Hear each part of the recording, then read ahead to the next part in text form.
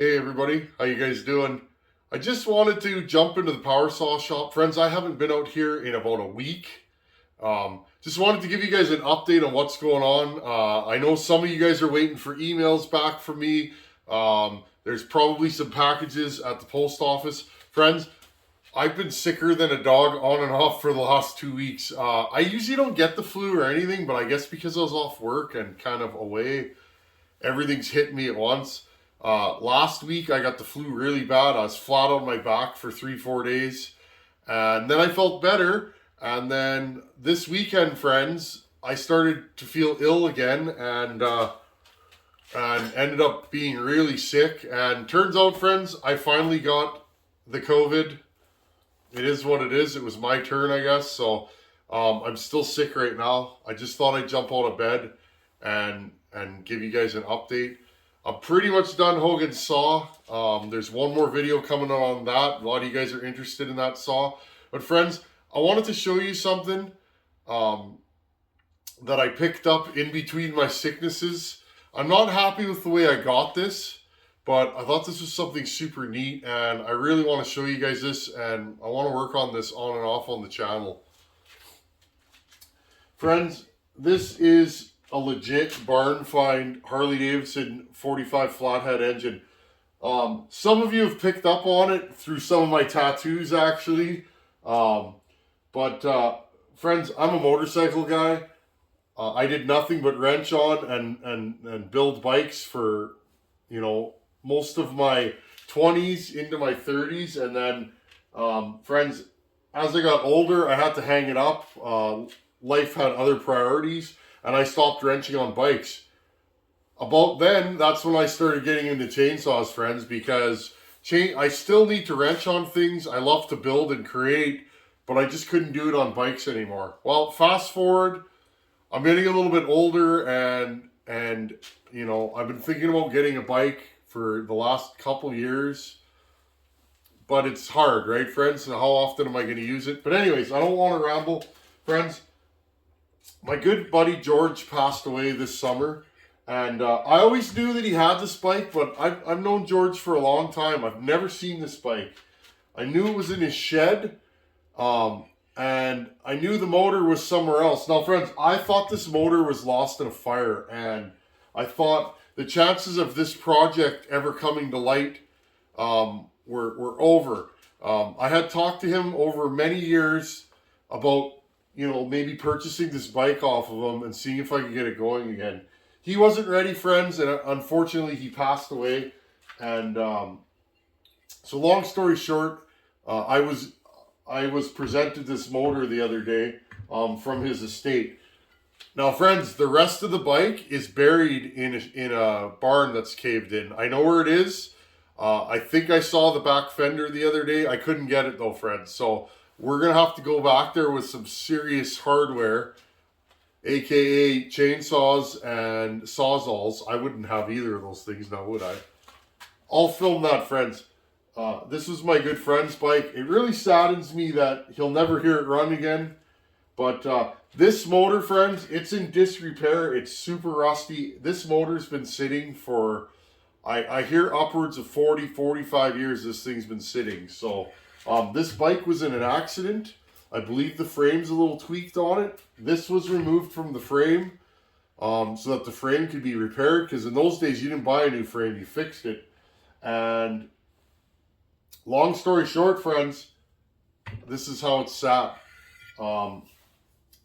It's super rusty, but complete, friends. Everything's here for this motor. Nothing's been taken off of it. And I just think it's super cool. I managed to get a single spark plug out, okay? I battled with this thing for quite a while to get it out. But it came out. So that's a good sign. I'm going to bring you guys in close. I want to show you guys this. And we're not going to dig too far in this today, friends. All I'm going to do today is I'm going to take transmission fluid and give this thing a bath. All these fittings and everything need transmission fluid. My idea was to fill the cylinders full of transmission fluid. This motor is stuck, friends. I don't care though. I will get it running. When, I don't know. But I'm going to start tinkering with this. The main thing is, friends, is I'm going to have to tear it down and see how bad the internals are.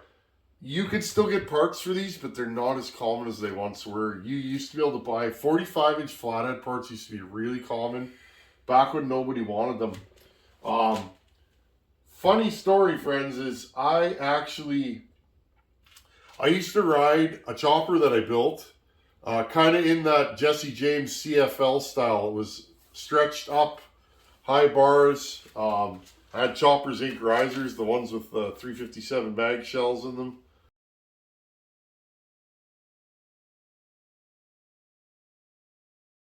It was a cool bike. A friend of a friend had a flathead that he restored, and I always wanted that flathead bad. Even when I was a young man, I was in my 20s then, and we were going to do a trade, and we both showed up to do the trade that day, and it didn't. He didn't want to do the trade, and actually neither did I that day, and we kind of left it at that. But anyhow, I've been trying to get a flathead for a long time, so this is the one I got, and I'm super honored that I was chosen to receive this bike.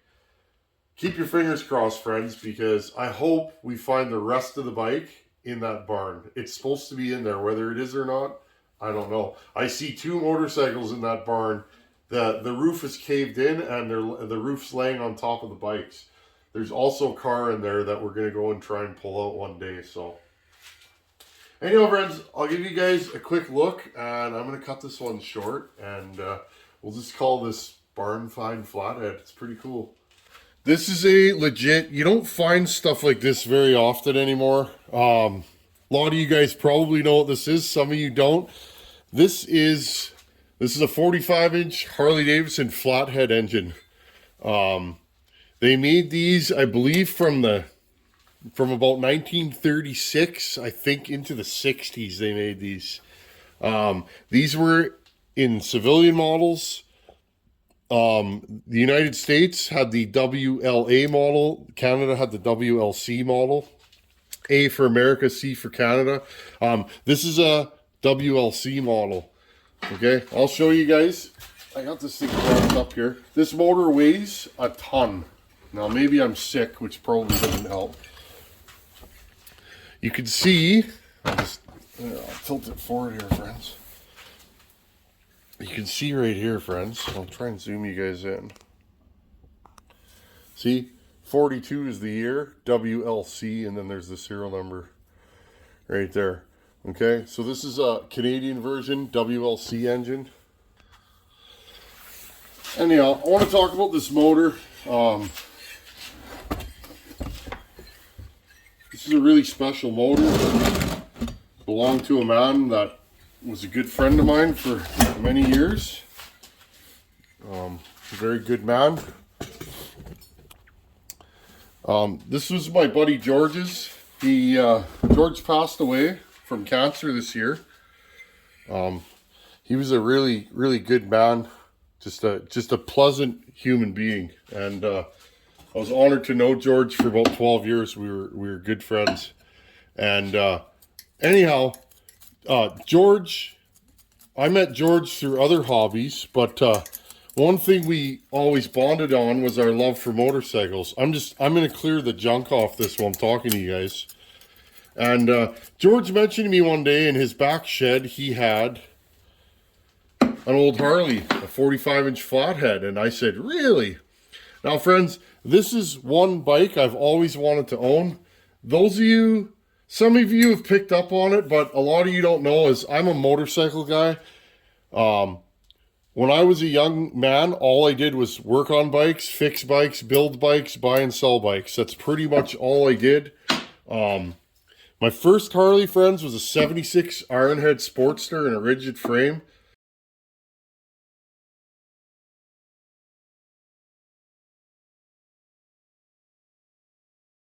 My dad's neighbor bought it at a farm auction or something. I think he paid $500 for it. It didn't run. It was just a real turd. And I think I gave him $1,200 for it or something. And I got that bike rolling, and I rode that bike for a couple years and ended up selling it. And then I think I bought a Super Glide. And and then I ended up building a chopper. So my first Harley was a rigid, and my last Harley was a rigid, I guess. I rode rigids for quite a few years when I was younger. Anyhow, so friends, I've never seen this motor.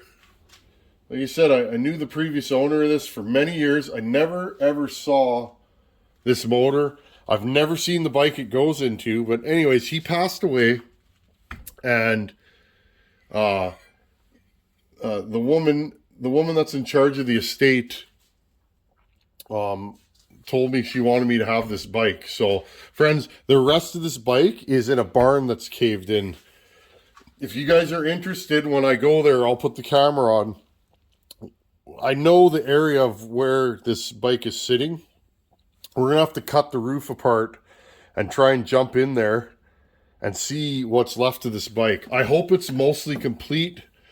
Parts for these used to grow on trees. Nobody wanted them, but just like everything else that's old, these are starting to become super collectible. Same with shovel heads. You used to be able to buy shovel heads for nothing. Got points and condenser. You McCullough guys, or some of the old chainsaws, very similar to this. Okay, so this thing's been sitting in a wet building for 40 years plus is what I've been told. So I don't know if this thing is going to be able to be freed up, and I don't know, friends. I'm hoping I can get this thing freed up.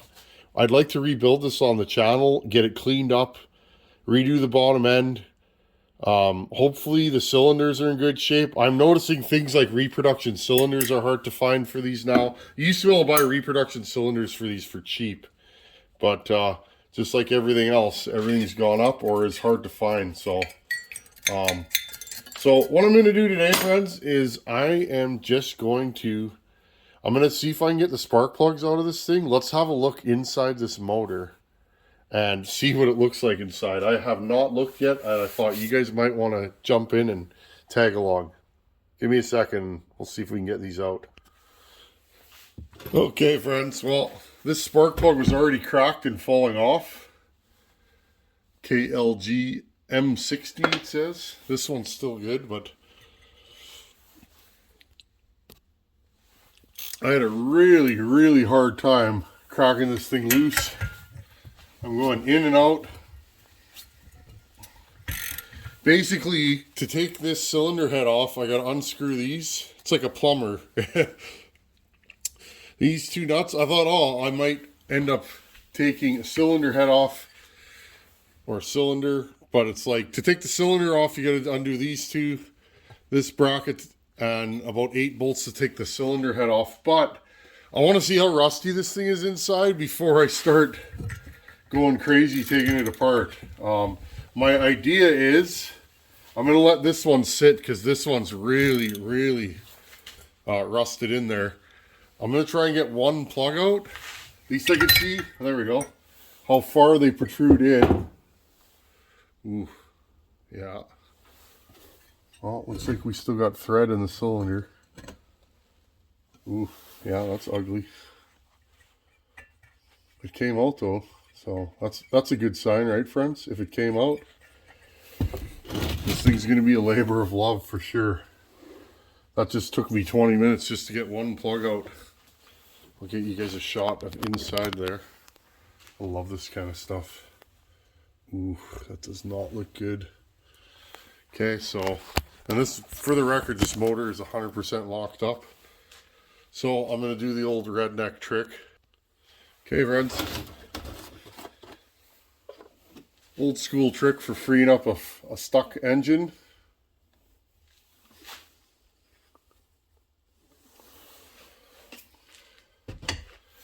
Okay, put some ATF in this thing. Oh, and she's coming out there. Oh well. Hopefully, some of that should probably tilt the motor on its side, because this being a flathead, friends, I don't know if you guys have ever been inside a flathead, but the valves are here and they're facing up. And then there's a combustion chamber that's kind of like this, and it flows over to where the valves are. So the valves are here, the piston's there. And it's not like a regular engine, although this was a regular engine for many, many years. Okay, I'm going to pull this thing forward. We're not going to get very far on this today, friends, but like I said, I just wanted to show you guys. So I thought this thing is super cool. I hope I can save it. If I can't, it is what it is. Okay. We're just going to let that drip, and it can make a mess on my bench. I don't really care. I'd like to get this spark plug out also and do the same thing. Anyhow, friends, I think that's about as far as we're going to go today. And I'm going to give this thing a bath in transmission fluid. All this stuff here. My push rod tubes. These screw onto the base plates here. And I'm seriously just going to give this thing a bath so that I can see if I can take it down and see what's left of it. I don't know. I probably will just end up... I probably won't even pull this off. I think I'll just end up pulling the head so I can see inside there. I hope you guys are into this kind of stuff, because I certainly am. And I'm sure a lot of you are. Chainsaws, pick-em-up trucks, old cars, motorcycles. It's all guy stuff. We love this stuff. And girls. There's lots of women that are into this stuff too. But this thing's super rowdy, and I'm going to start getting to work on it as soon as I can. Somewhere I have manuals and stuff for this, but I can't find any of that stuff. I have bins full of Harley magazines. No, those aren't them. I gotta find them, friends, but I'm sure somewhere I have manuals on this bike somewhere. I think I even have the original wartime manual of how to repair these. I need to look. So, hopefully, friends, keep your fingers crossed. I've taken on worse projects. This is a labor of love. If it's so far gone that I don't think I can fix it, then I'm going to polish it up really nice, and we'll make it a permanent backdrop to this channel. Because George is my good friend, and just seeing this motor makes me think of him. So, anyhow, friends, thanks for watching. Take her easy. Later. Back to bed with this guy. See you guys in a couple days, hopefully. Later.